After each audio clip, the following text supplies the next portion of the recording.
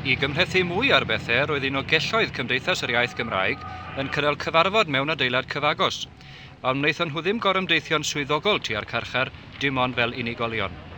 Ond fe ymunodd rhyw 150 o bobl ar orymdaith drwy strydoedd Caerdydd ac at y carchar, lle galwyd am statws categori B i John Jenkins, y gŵr a garcharwyd am 10 mlynedd am achosi ffrwydriadau yng Nghymru yng nghanol y 60au, ac sy'n nawr yng Ngharchar Albany ar Ynys Wyth fel carcharor categori A.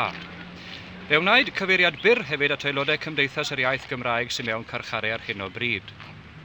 Un yn unig a siaradodd yn Gymraeg, Neil Jenkins, ymosododd yn hallt ar blaid Cymru am ddweud mai mudiad sy'n cefnogi trais yw hwn. Wrth gwrs, mae'r bobl sy'n neud yr ymosodiadau yma yn gwneud nhw achos maen nhw'n gweld perygl. Maen nhw'n gweld perygl iddyn nhw eu hunain yn aml yn y dulliau o weithredu i ni'n mae'r carcharorion yma wedi i gyflawni mwyn ennill y nod o ryddid ag annibyniaeth. Ac fel yn y gorffennol,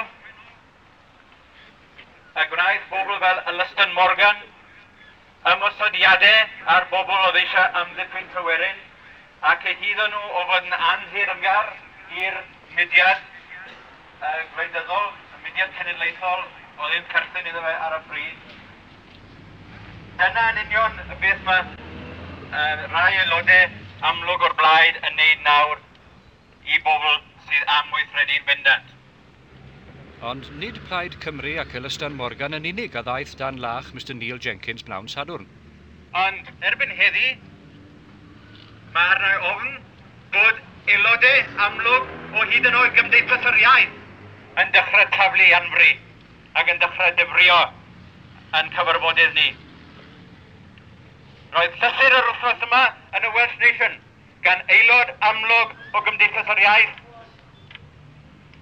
ac yn dweud 2 gelwydd amlwg yn y llythyr.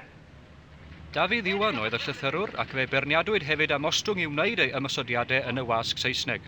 Fe gynhelir gorymdaeth arall yn Llundain wythnos i heddiw.